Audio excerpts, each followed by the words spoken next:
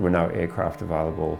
There were just a few crews, some of whom had arrived there the previous day and still trying to work out where we were. That was in that incredibly stretched time in the Black Summer. We'd arrived at a small town called Wyndham, just a really small village, way down the south coast. We're all just off the plane from Queensland. And the local fire boss there said, all right, we're expecting a really hard night. There could be an ember attack on the village. Your job is to protect the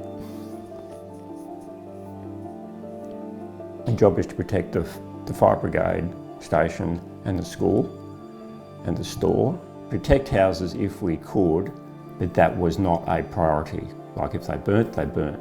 And I said, is everyone evacuated? You know, what if some people are still there? And he just said in a very flat tone, that's their choice.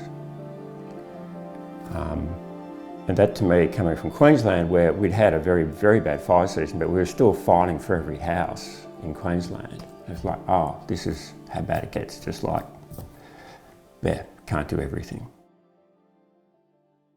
The ember attack didn't come, so we had a fairly relaxed night, which was good. And on the last day, I was tired and I missed the fact that there's a very large tree which was burning out through its hollow. I'd noticed it but didn't focus on it.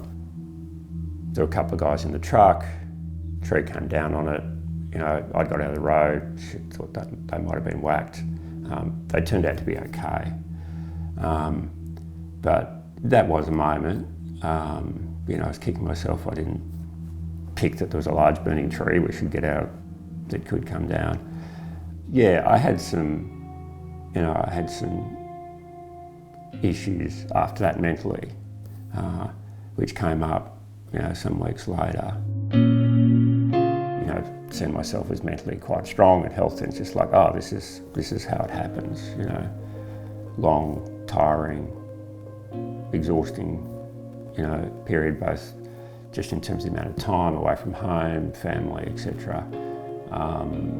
And also just that incident, yeah, it can take a toll, yeah.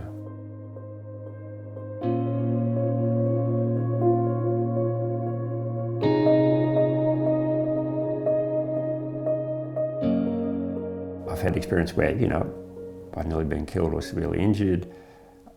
I've had 2 friends die in 2009. Had friends who lost their houses in floods.